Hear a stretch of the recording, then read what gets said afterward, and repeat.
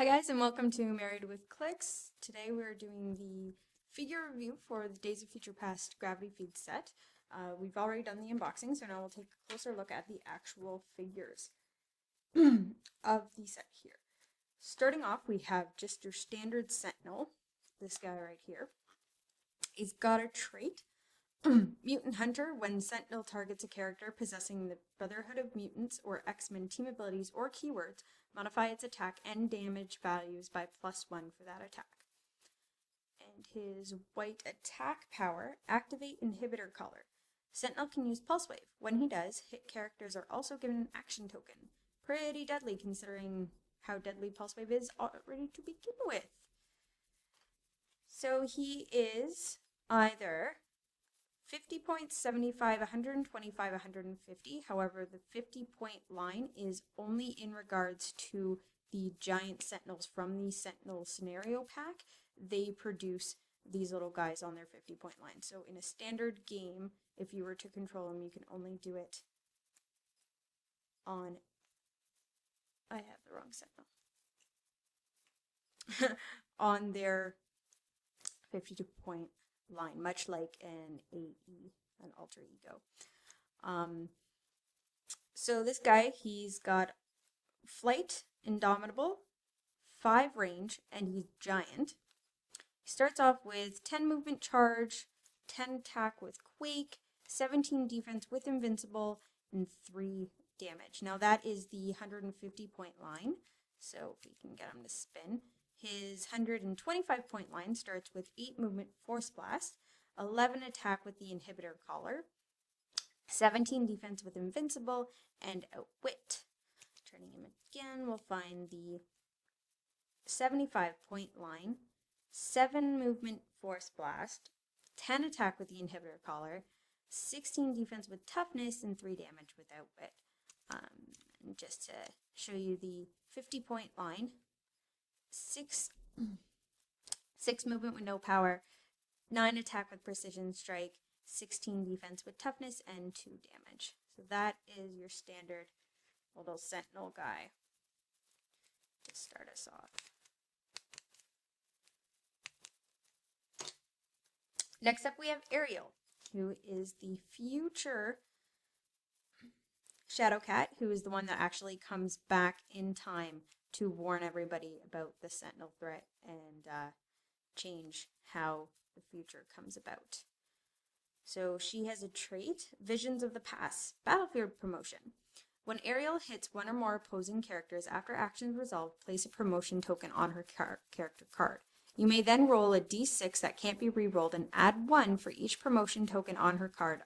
On a result of 6 or higher, you may remove all promotion tokens and replace this character with number 20 sprite on the same click number. So much like Battlefield promotions have been done in the past, she'll just swap out for another character. She'll swap out for sprite. And this, I do believe, is now you only need a 6 or higher, where the past Battlefield promotions you needed an 8 or higher. She also has a second trait. I bring dark tidings from the future. Ariel can use super senses. If Ariel was placed on the map through Battlefield promotion ability, she can use probability control. So that is just a all standing probability control. There's no conditions around it other than the fact that she came here from the Battlefield promotion ability. So looking at her dial, she's 55 points. She has the X-Men team ability. She's a transporter, which gives her the move and attack ability. And she has 6 range. She's got 9 movement with phasing teleport, 9 attack with precision strike, 17 defense without any powers, and 2 damage without any powers. So it could be interesting to see her and the other Shadowcat swap. Next up we've got Colossus. This is the past Colossus, past present day Colossus. It's got a trait, Unstoppable. Colossus can use super strength. At the beginning of your turn, Colossus can use sidestep. And he's got a white damage ability, Mutant Powerhouse. Colossus can use Close Combat Expert.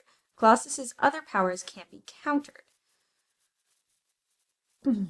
So basically when he's got that, he can't be outwitted. So anything that's going to ignore an ability like Pulse Wave, for example, will still be able to ignore his abilities, but you can't outwit him so long as he is on that attack or that damage ability right there. So looking at his dial, he's either 100 points or 200 points. He's got the X-Men team ability.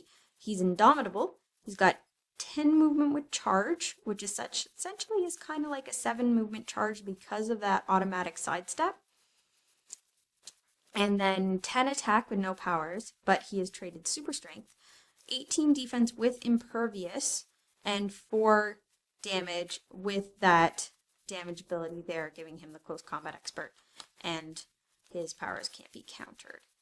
So that's his 200 point line. And we'll bring him down to his 100 point line. He starts with 7 movement charge, which makes you a 6 charge with that sidestep, 10 attack with Quake, 18 defense with Invincible, and 3 damage with Empower. So we've been seeing Colossus get a lot of Empower lately. Basically, he's the kind of guy you want to have other characters in there attacking around him to bring up their damage as well. So I actually really like this Colossus. I was excited when he got previewed. So continuing on is Avalanche, and we haven't seen Avalanche in a very long time. It's very nice to get this boost to the amount of Brotherhood characters in this set. So he's got a trait, Earthen Tidal Wave. Avalanche can use Quake. When he does, he targets all opposing characters within 3 squares, and damage dealt to each hit character is instead equal to 5 minus the number of squares that character is from Avalanche. So anybody right adjacent to him is going to be taking, I think 4, because it'll be 5 minus the number of squares, and if he's adjacent, they're 1 square away. So the most he's doing is 4 damage, and then if they're more than 5 squares away, he won't be doing damage to them, obviously. And it is only within 3 squares. So first person is going to be taking 4 damage, then 3, then 2 to put within the 3 range of the normal 2 that you'd be getting from Quake. And that's all of his abilities. And he is 72 points. He's got the Brotherhood team ability, which is much like the Avengers team ability, where any move action doesn't count towards your action total of your action pool for your game. They still have to take an action token, but you can, in say a 300 point game, you can take 3 actions and then move any number of Brotherhood characters, and it doesn't count towards your action pool. So he's got all standard abilities. He's got 8 movement, 10 attack with precision strike, 17 defense with toughness, and 3 damage with close combat expert. Now that precision strike is really nasty when you put it towards his special Quake, because that means you're not going to be super sensing that Quake, you're not going to be masterminding that Quake, and even if you have a damage reducer, he's still doing at least 1 damage with that special Quake. So that's pretty nasty opening click there for him.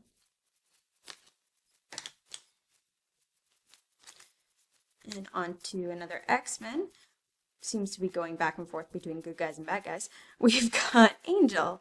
Angel has a trait, a team player since the beginning. Adjacent friendly characters with Defenders or X-Men team ability can use both the Defenders and X-Men team abilities. Of course, X-Men allowing you to swap a click, and Defenders sharing the defense. Winged Warrior is his white attack ability. Angel can use Charge. When he does, he can use Ignore characters and modifies his speed by +2.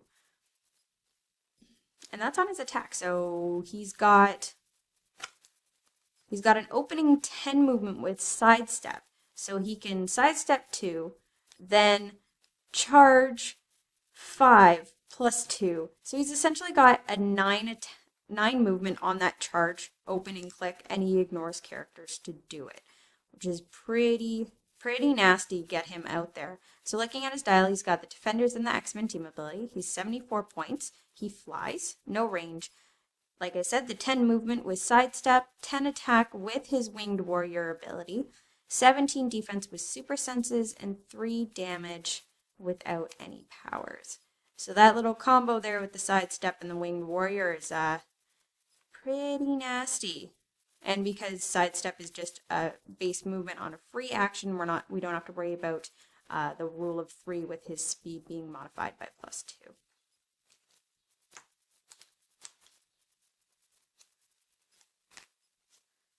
Now we have Pyro, going back to our Brotherhood side.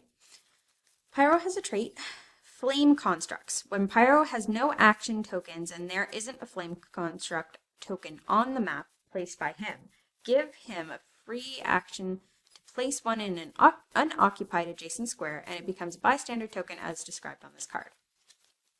So he has no other abilities but that, so we'll look at the Flame Construct.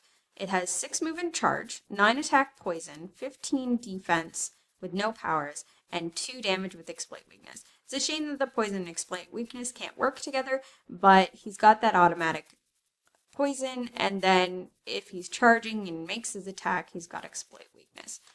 So, and when he has no action tokens, basically give him a free action. So these guys are coming out for free so long as Pyro is clear, which is kind of different than the Phantom X who brought out Ava so long as he had an action token. So it'll be nice on Pyro to keep popping these out and messing with people there. So looking at his dial, he's got Brotherhood team ability. He's 90 points, all standard symbols there with 6 range and double target. He's got running shot with 8 movement, 11 attack with energy explosion, and 17 defense, 3 damage with enhancement. So he's nice to be with other shooters. He's good on his own. Running shot, energy explosion, double target's going to be doing 2 damage to anybody that is in the area of effect splash zone there, as well as popping out these flame constructs. Very good Pyro. We haven't seen him since Giant Size X-Men, but yeah, it's probably it's a very good rendition of this character. Next up we have Franklin Richards from the future. So he does have his powers, not as powerful as we have now seen Franklin Richards become, though at the time when this was written in 81, we were still getting an idea of what Franklin Richards was going to do anyways, because in the current comics, he was still just a baby and he hadn't even become part of the power pack yet. So Franklin Richards, Merry Duo is his trait. When Franklin Richards is adjacent to a friendly character named Rachel Summers, modify both characters' defense values by +1 if not already modified by this effect. So much like we've seen before with Dazzler and Longshot, Storm and Black Panther, there's a fair amount of Wolverine and Jubilee, there's a fair amount of characters that have these kind of +1 to their abilities when they're next to each other. So he's got a white attack power, or sorry, white damage power here, Sentinel Survivor. Franklin Richards can use Empower, Enhancement, and Support. When Franklin Richards has less than 2 action tokens, adjacent friendly characters' powers can't be countered, and their combat values can't be modified by opposing characters. So if he isn't double tokened, which he doesn't have Indomitable, so it's going to be likely that he won't be double tokened, anybody adjacent to him can't be outwitted, and can't be perplexed. So looking at his dial, he has the Fantastic Four team ability, which they get boosts if one of them dies. And X-Men team ability, he's 64 points, he's got 4 range, he's got 8 movement stealth, 10 attack with no powers, 17 defense with barrier there, and starts with that opening Empower, Enhancement, and Support. So a little hefty for a support character at 64 points, but later on in his dial he is going to get Psychic Blast and he is going to get Probability Control.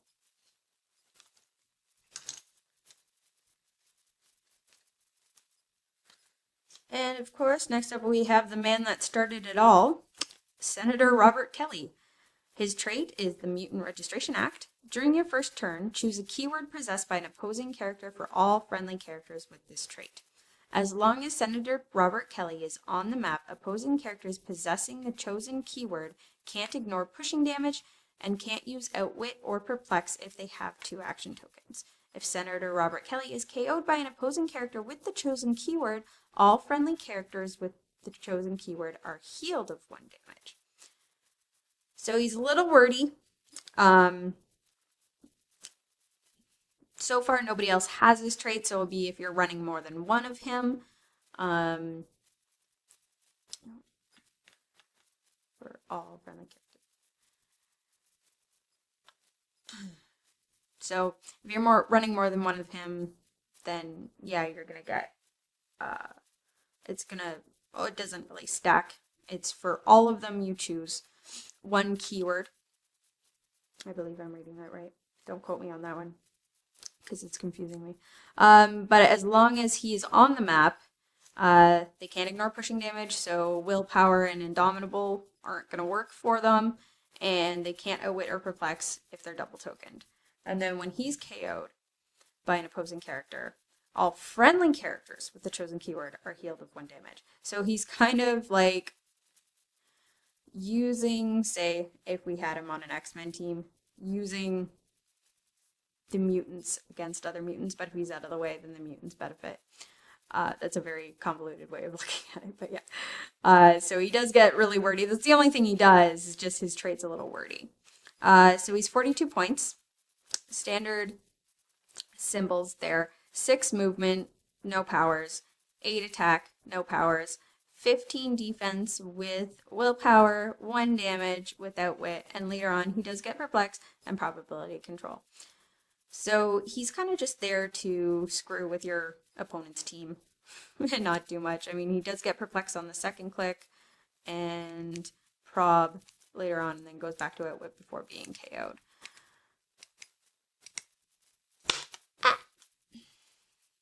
So interesting little wordy guy there. So I know a lot of people are excited to figure out a team with him on it. Alright, going back to the good guys, we've got Nightcrawler. Nightcrawler, honestly, this is an awesome sculpt for him. They've always done really, really interesting sculpts for Nightcrawler. For me, personally, I think the most boring sculpt for Nightcrawler was the fan-made one, or rather the World Championship-made one, where he's just kind of sitting on the wall. But I do really like this one. So he's got a trait, Teleporter. Nightcrawler can use combat reflexes and energy shield deflection. So no matter where he is in combat, he's going to have +2 to his defense. His white movement power, Burst of Flame and Stench of Brimstone. Nightcrawler can use phasing teleport. When he does, he can use the carry ability, and if he moves 6 squares or less after actions resolve, he may make a close combat attack as a free action. So it's pretty awesome. He ignores most of the map for his phasing teleport. He can carry anybody, which brings him down, at least on opening click, bring him down to a 10 out of a 12 movement. But if he moves 6 squares or less, he can then make a close combat attack. Now it does say close combat attack, so his precision strike will go off, but his Blaze Claws Fangs won't, because it's just a standard vanilla attack. So that's, he's got a white damage ability everywhere at once. Once per attack, if Nightcrawler is attacked, he can use probability control. This power can't be countered or ignored. So specifically, he can't be outwitted, he can't be ignored, so he's still going to get that in a pulse wave, which is really important. You don't see a lot of people that are able to put probability control inside the area of effect of a pulse wave there. And also the more important thing to look at here is once per attack. So unlike other probability controls where it's just once per turn, every time that Nightcrawler is attacked, he is allowed to use probability control, which on top of his +2 defense, no matter where he is going to be very hard to actually hit this Nightcrawler, which is very exciting. So on his top dial, he's got the X-Men team ability, he's 80 points, all standard combat symbols here. We've got 12 movement with his phasing teleport attack, 11 attack with precision strike, 17 defense with no defense ability, but he is getting the energy shield and combat reflexes from his trait. And then 2 damage with that special probability control. It's very exciting. I can't wait to use this Nightcrawler, actually. This is probably my favorite Nightcrawler. I know a lot of people are saying the Web of Spider-Man is still the best Nightcrawler ever. Yes, but that was not made by game designers. That was made by someone who plays the game, which is going to put him a little overpowered than anybody else making a Nightcrawler. Anyways, I'm really excited for this Nightcrawler. So next up we have Rachel Summers.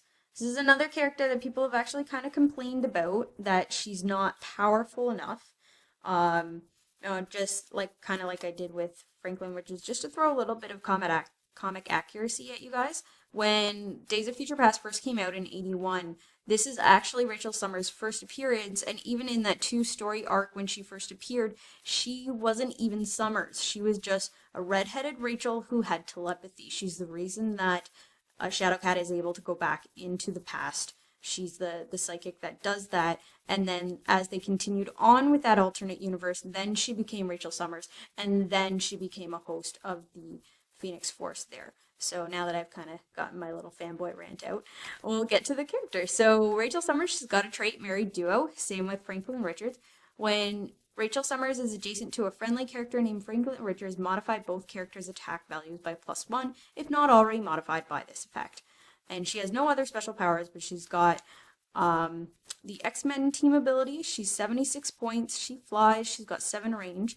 We've got running shot with a 6 movement. Not the most furthest one, because you're only going to be moving 3 and then shooting 7. So you basically have a 10 range on that running shot. 10 attack with telekinesis. 17 defense with willpower, and 3 damage. Now later on she does get Psychic Blast, and she does get Energy Shield Deflection, but like most people have complaining about, she's not very powerful when it comes down to it, even looking at her dial. So like I mentioned, she's not the host of the Phoenix Force in this version. She's not even really, she wasn't really even a Summers yet. She was just a standard run-of-the-mill telepath. Next up for our bad guys, we've got Destiny. We haven't seen her in forever. Explosion was the last time that we saw Destiny, which is the second Marvel set to have been made for this game. So a lot of people are very excited to see her again. So her trait, impossible to plan against the future. After an opposing character within H squares uses Outwit, Perplex, or Probability Control and action resolves, deal that character 1 damage if it has not already taken damage from this effect this turn. So it's pretty cool. It's a little bit of punishing people for using Outwit, Perplex, or Probability Control if they are within the 8 squares of Destiny there. So her white attack power is her crossbow. Destiny can use Precision Strike and Range Combat Expert as if she had a range value of 5. This puts this Destiny a little bit higher up than the original Destiny back in Explosion, who really was just a very, very low point probability control machine. That's really all she did. Now she can actually attack and not be completely useless for her 50 points. And her white damage ability there, you cannot fool the future. Destiny can use probability control as if she had a range of 8, and doesn't need line of fire to the attacker if she has line of fire to a target of the attack. So if Destiny happens to be on the other side of the board and is in the 8 range of the person being attacked, then they don't actually have to see the attacker, which can make a huge difference.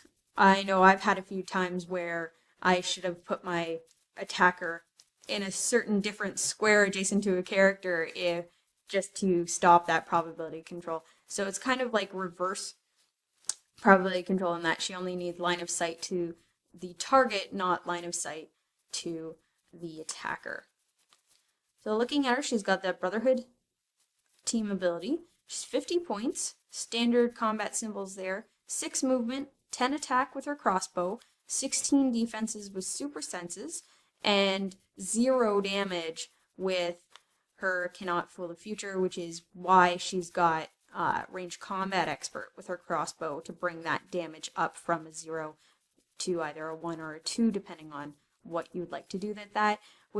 Since she does have precision strike, she's always going to be doing 1 damage. So if you don't think you're going to be able to hit your target it's probably a good idea to bring the attack up by 2, bringing her 12 attack, rather than bringing the damage up by 2, because like I said, with that precision strike, you're going to be doing 1 damage anyways. So it might be worth it to just put it in, make sure you guarantee yourself that attack, rather than, excuse me, rather than doing the extra damage.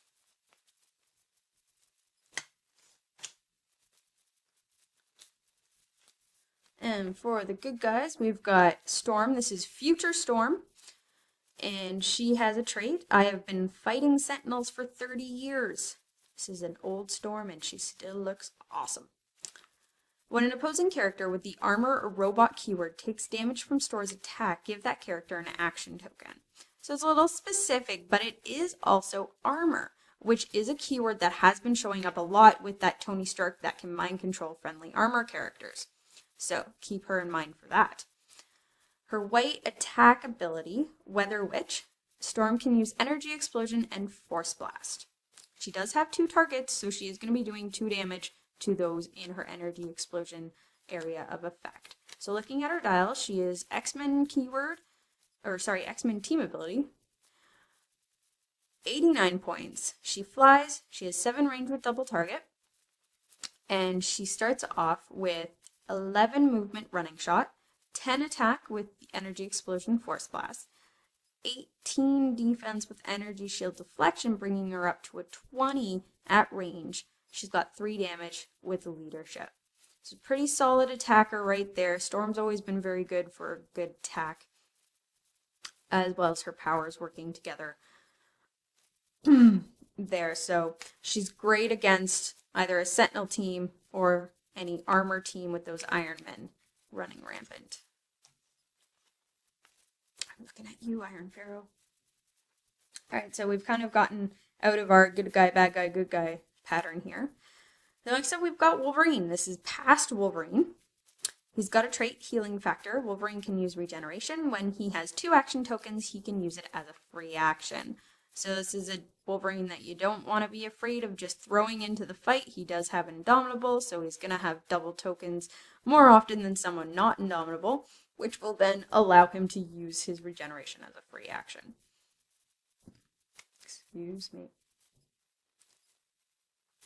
So he's got a white movement power there, Berserker Barrage. Wolverine can use Blades, Claws, Fangs, Charge, and Flurry. These are all 3 abilities that can use in combination with each other. The charge happens first, then you flurry, and each flurry you can roll for Blades, Claws, Fangs. Alright, so looking at his dial, he's got the X-Men team ability here. He is 130 points, which is starting to be more of the norm for Wolverines. They're starting to get up to that above 30 or above 100 points.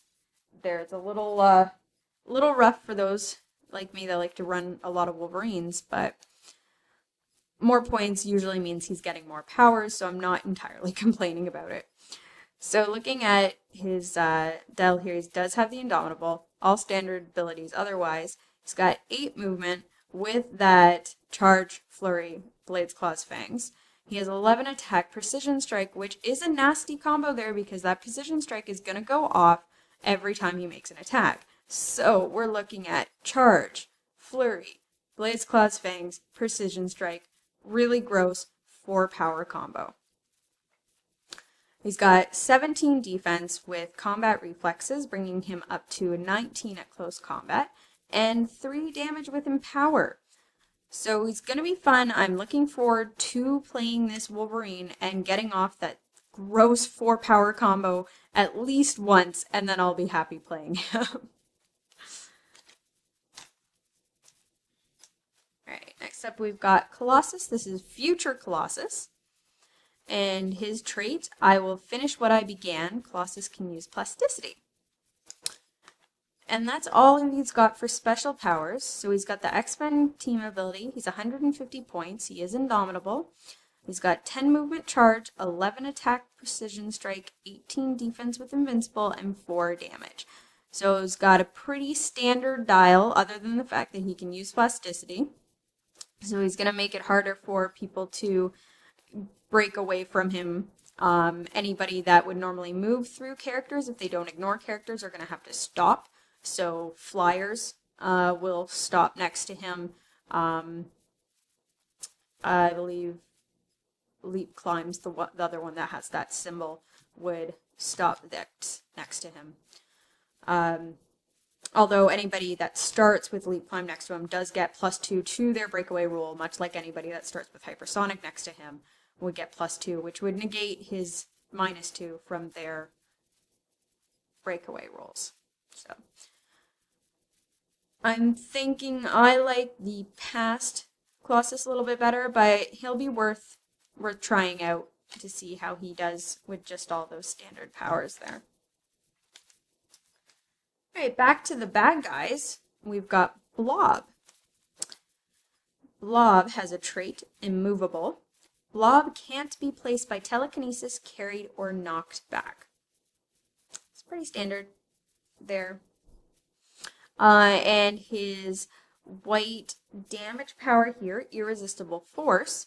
If an opposing character moves due to its own action and ends within 2 squares and line of fire after actions resolve, you may place that character adjacent to Blob and the square in which it ends.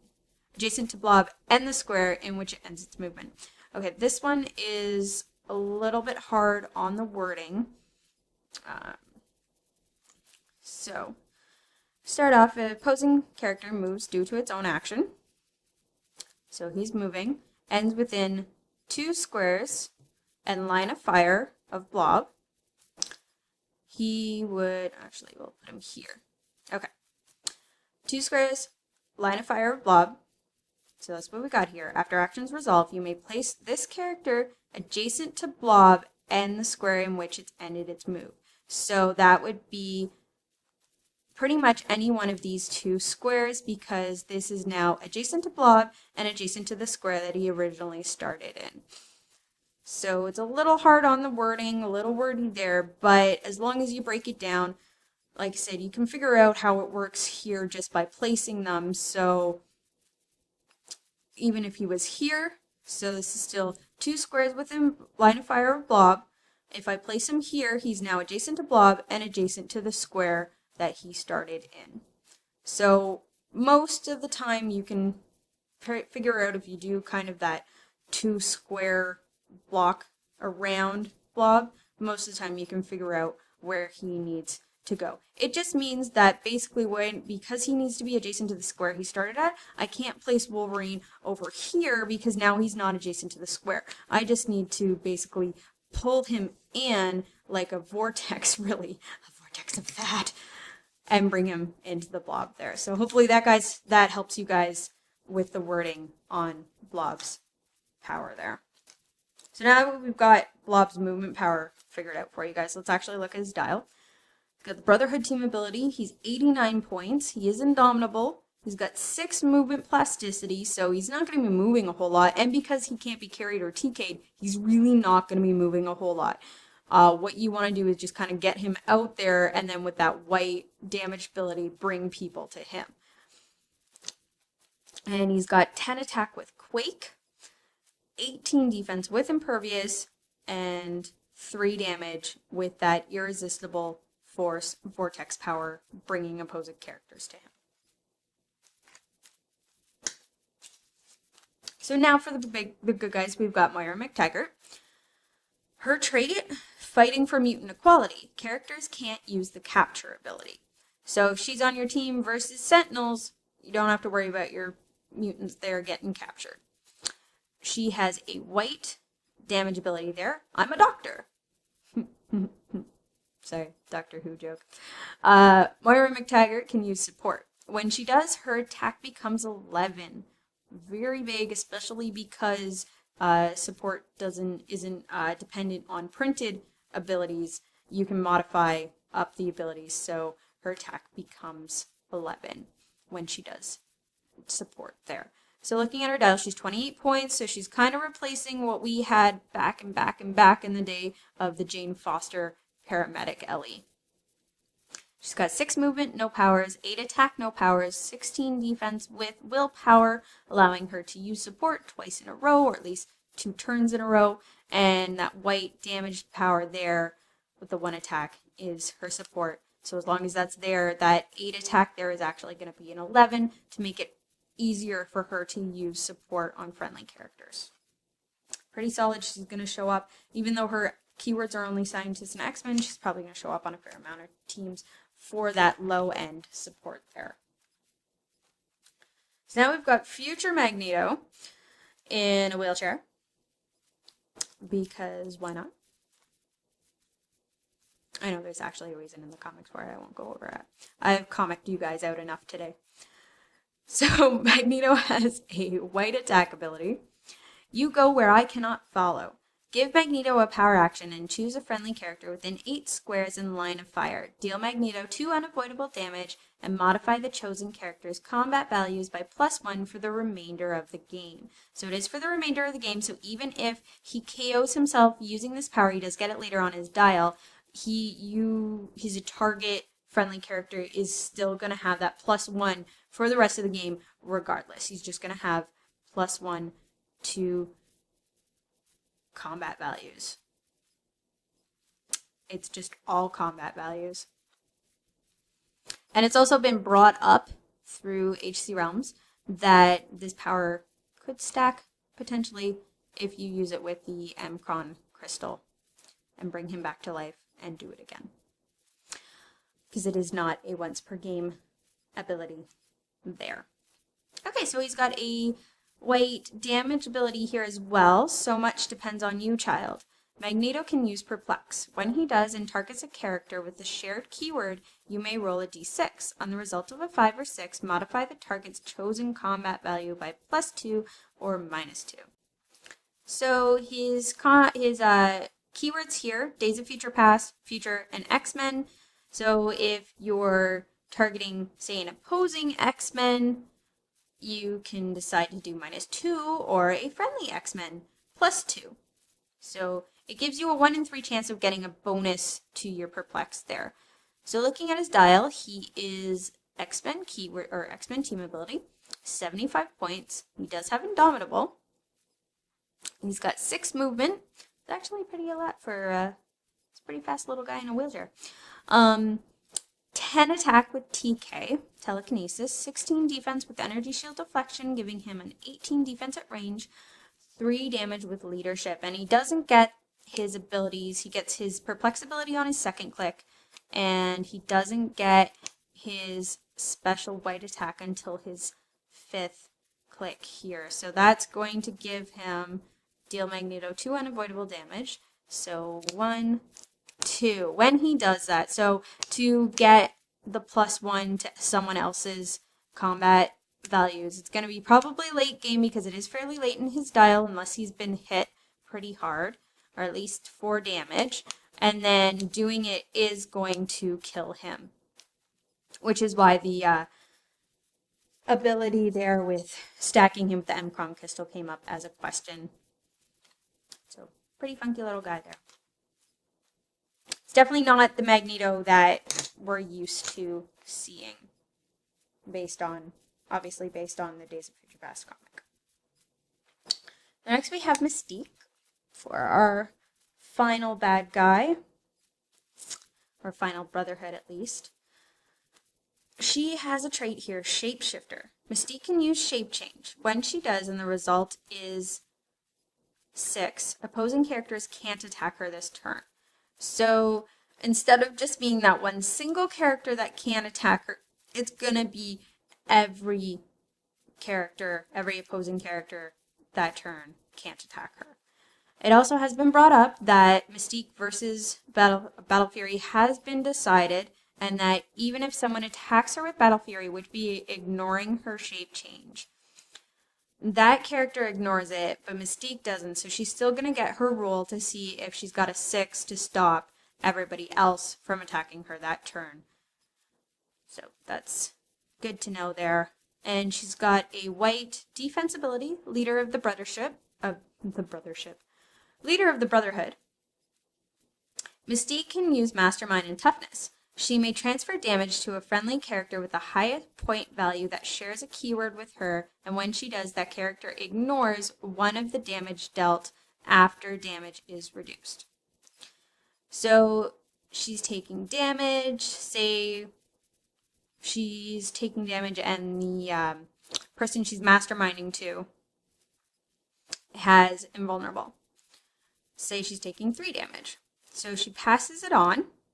He's going to reduce 2 of it, so 1 still goes through, and now with her special ability, that 1 is ignored as well. So anybody with invulnerable or higher with this mastermind isn't going to take damage so long as it's, 3 damage. Anything beyond that, 4, 5, 6, they're still going to take that, but at least they're going to ignore or reduce and ignore the first 3 damage there. So looking at her dial, she's got Brotherhood. Oh, sorry, I missed her white damage power. Magneto taught me well. Mystique can use leadership and perplex. Pretty standard. So looking at her dial, she's got Brotherhood team ability there. She's 82 points.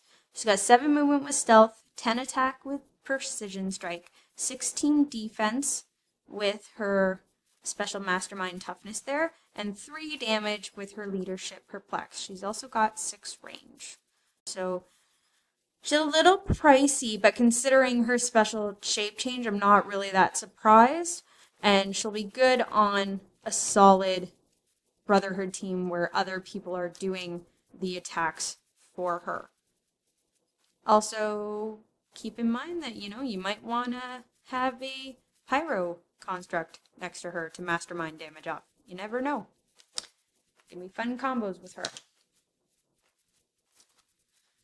And now, of course, the Wolverine that everyone's been looking forward to, the Wolverine from the actual cover of Days of Future Past, though there really should be a little shadow cat there. In the past, we've known this Wolverine as Colonel Logan, which he's actually known as in the storyline. Who's got a trait? You're gonna need help, bub. Modify Wolverine's attack and defense values by +1 for each adjacent opposing character. So, just to give an example, +1 to his attack and defense, +2, +3.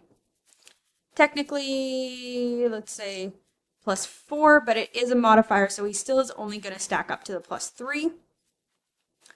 But still, that's now +3 to his attack and damage. So he's the kind of character you want getting in there, getting in the dirt, getting in there with the close combat, nitty gritty, in their faces, and it's only going to make him better. Those white movement power here, healing factor ain't what it used to be. At the beginning of your turn, heal Wolverine of 1 damage. So he is old. I mean, by the time that modern day comics happen, he's already 200 years old. This is supposed to be another, apparently 30, 40 years in the future. So, I mean, I think he's hitting his peak of being old. His body's starting to slow down. Who knows? I mean, if you're already 200 years old, 30 years shouldn't make much of a difference. But anyways, back to the character. You guys don't want to hear me rattle on about comics. I'm doing that a lot in this review. I'm so sorry. His white damage ability here. Canadian Resistance Army. When Wolverine is adjacent to an opposing character, his powers and abilities can't be countered or ignored. When he is adjacent to more than one opposing character, lines of fire from opposing characters to Wolverine are blocked. So, to go on with that little wheel of people that we had here with him. So not only now is he getting +3 attack, +3 damage, he now cannot be targeted by a wit, he can't be countered, his abilities can't be ignored, so Pulse Wave is now going to hit these 3 guys and not him. And, where we are. Oh, and Line of Fire to him are blocked. Just block as long as he's adjacent to an opponent. This Wolverine is going to get in there and ruin someone's day, and you can't do anything about it. Oh, he's going to be fun to play. So, looking at his actual dial, now that we've gone over about how awesome his powers are, he has the X-Men team ability. He's 156 points, so I mean, you are paying for what you're getting out of him. He is, to date, the most expensive Wolverine. I think Wolverine X-23 are a little bit more, but that is a duo piece, so. Most expensive solo Wolverine. There, we'll put it at that. He's got 10 movement charge, 11 attack precision strike, 17 defense with toughness, 3 damage with his resistance army ability. So, yeah, yep. And he's indomitable. So he's gonna be a tough one to crack. So I mean, he does take damage. He is gonna take damage. He's only got toughness. But once he's in there, he's gonna deal out a lot of damage as well. So he's gonna be a fun guy. You'll definitely see me play him at least once. So now we've got Sprite. Now Sprite is one that I was actually very surprised to see as a rare. I wasn't expecting her to be in the rare slot. And it looks like someone had fun with the font. The font number here, those blocks are really big. Okay, so her improved movement, intangibility. She ignores hindering, blocking, and characters for movement. And she's got a trait, sent from the future to save the world, battlefield promotion, much like Ariel. When Sprite hits one or more opposing characters after actions resolve, place a promotion token on her character card. You may then roll a d6 that can't be re-rolled and add 1 for each promotion token on her character card. As a result of 6 or higher, you may remove all promotion tokens and replace this character with number 2 Ariel on the same click number. So exact same as Ariel's, except now she doesn't have that extra probability control power that you get from going from Sprite to Ariel. Her trait here, I've seen a future clouded in death. Sprite can use super senses. If Sprite was placed on the map through the battlefield promotion ability, she can use Outwit and Perplex. So her battlefield extra ability, Sprite's was probability control, hers is Outwit and Perplex. And doesn't have much powers beyond that. This is the very first rendition of Shadowcat before she was even Shadowcat, and she's just learned, pretty much just learned that she's a mutant. So, looking at her dial, she's got the X-Men team ability, 55 points, standard combat symbols here with 4 range. Not sure why she gets range. That's really interesting, actually. 8 movement sidestep, 9 attack with no powers, 16 defense with willpower, 2 damage with exploit weakness.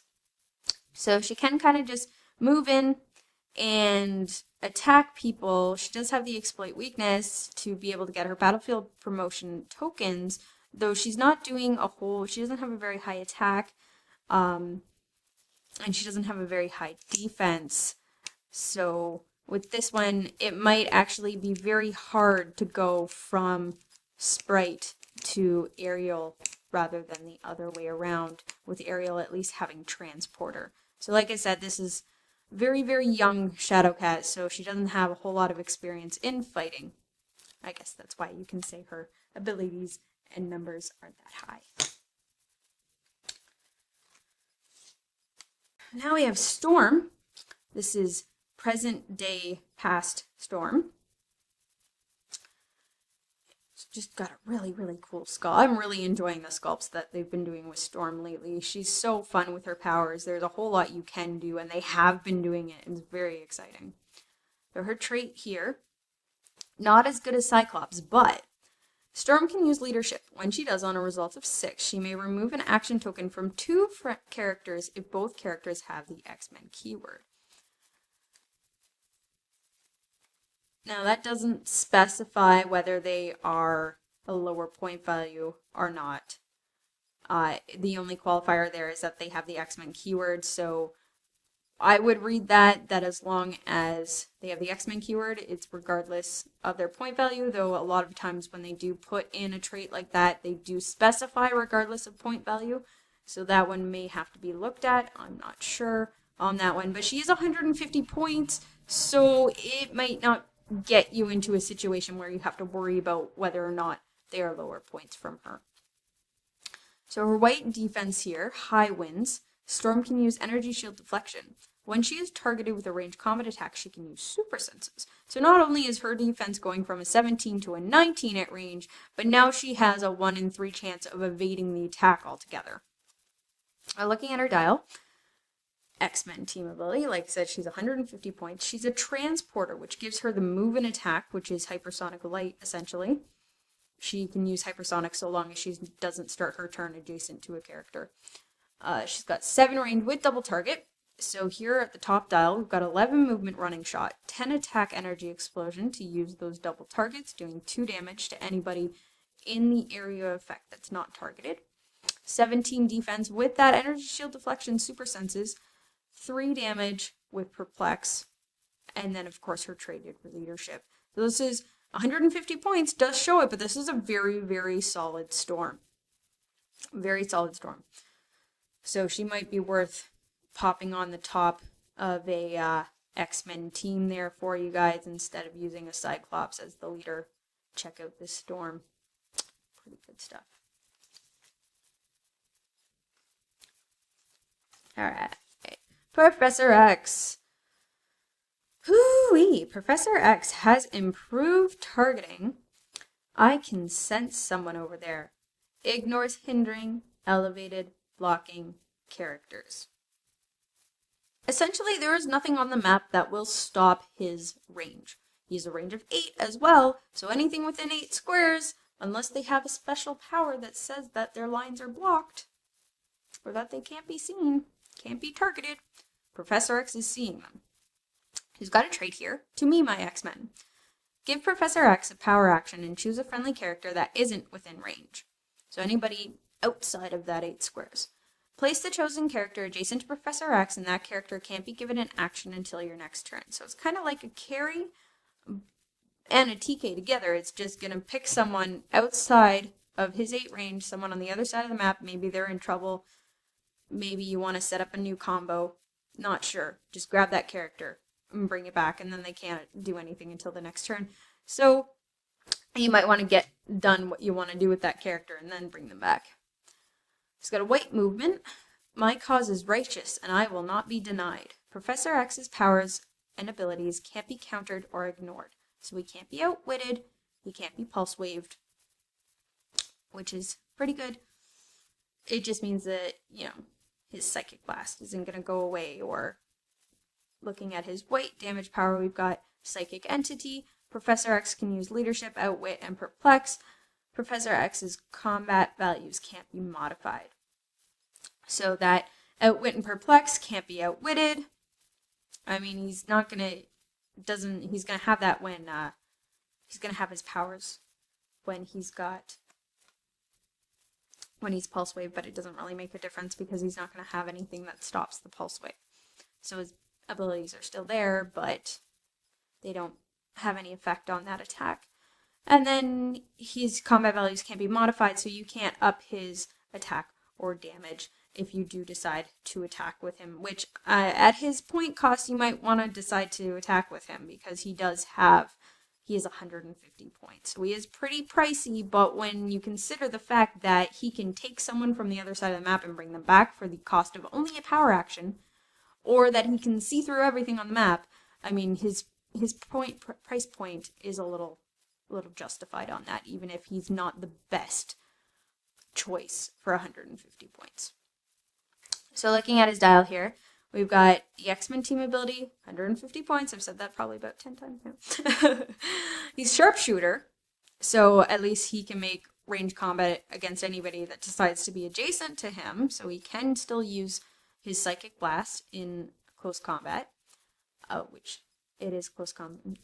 I'm not even going to get into the semantics on that. 16 defense with no damage reducers, which is a little bit of a shame on someone as pricey as this, that he has no real way of protecting himself. And then 2 damage with his leadership, outwit, and perplex. It's a very interesting Professor X. There are other Professors, or even the AVX Professor X at 150 points is a much better bargain than this guy. So I'm not sure if he's going to get a whole lot of use outside of very thematic, I want Professor X in a wheelchair kind of use.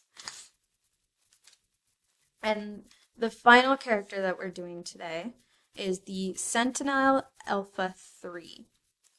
So this is the big guy here. He's got a trait, Sentinel Squad Leader. Friendly characters with Sentinel in their name, the robot keyword, and a lower point value can use the capture ability. So there's 3 requirements there. They have to be a Sentinel, have Sentinel in their name. They have to have the robot keyword, which if they're Sentinel, there's probably a really good chance that they've got the robot keyword. The big thing on that would be something like this. The Sentinel Sentry, they don't have keywords. So the reason why you've got that robot keyword in there is to specify actual 3D physical Sentinels over all of the Horde tokens that showed up in the scenario pack. And a lower point value, which this guy is pretty beefy, can use the capture ability. His white attack here, Attack Protocol Gamma, give Sentinel Alpha 3 a free action and choose 1. Energy Explosion, Force Blast, or Pulse Wave. Sentinel Alpha 3 can use the chosen power until your next turn. So it's one of those, assess the situation, see what's going to be the best ability to be in that situation, and then choose it. Now it does say it's just a free action, so you can do it at any time in your turn as to which one that you think would be the best there. On the back here, we've got his white damage ability, Anti-Mutant Programming. Sentinel Alpha 3 can use Outwit, and this power can't be countered, so he has an Outwit that can't be outwitted. Each time Sentinel Alpha 3 counters Outwit, or a power that allows Outwit to be used, it can use Outwit again. So it's a little fun bit there. If you've got someone within range that has a wit, they're like, okay, well, I'm going to outwit your Outwit, and then I'm going to go outwit something else. Pretty cool there. A lot of fun with that one. Not only is he going to outwit something, but he's also going to outwit your outwit in the process. So looking at his dial, he's 100, 200, and 300 points. He flies. He's indomitable. He has 7 range with 3 targets. Bear that in mind when you're deciding if you want Energy Explosion, Force Blast, or Pulse Wave. With that Energy Explosion, you are now doing 3 damage to all untargeted characters within your area of effect. It's a lot of damage. Oh, and he's giant. So he's got 12 movement running shot, 11 attack with his Choose a Power, 19 defense with Impervious, 4 damage with his Outwit your Outwit and Outwit again power. So that's his 300 point line. We're gonna bring him down to his 200 point line. Starts with charge, 10 movement, 10 attack with his Choose a Power, 17 defense with Invincible this time, 4 damage with his Outwit your Outwit and Outwit again. Now we'll go down to his 100 point line. There we go. Starts off with Force Blast, 10 attack, Energy Explosion, so you don't get that Choose a Power, but it's still Energy Explosion, which means you're still doing 3 damage to someone inside your area of effect. 17 defense with Impervious, or with Invincible, ignoring half damage, and 30 damage with Prop. I gotta see, what's the flavor text on this? Self-correcting programming. I don't know how that's gonna let him change the outcome of attack, but hey, it's a Sentinel with Prob for 100 points. Have at it.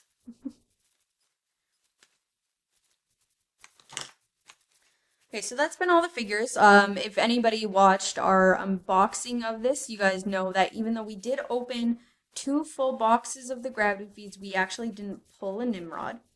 But if you guys want to know my take on the Nimrod, you can check out our blog. We do have the link down below. Click on that. I have a review on Nimrod, as well as a review on the Sentinel scenario pack, which goes over the 2 different types of Sentinels, as well as all of the bystander horde tokens there. Let you know how each one of those play out. And check it out, they actually fit in the squares now. That's so exciting. Super, super excited for this. Yay, horde tokens. Okay. So stay tuned, guys. We're going to keep with our regular schedule with Metafix, Dice Masters, Heroclix all coming up.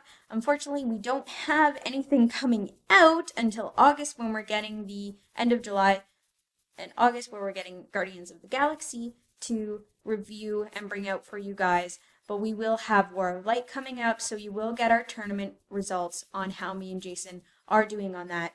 Thanks again for watching, guys. We'll see you next time.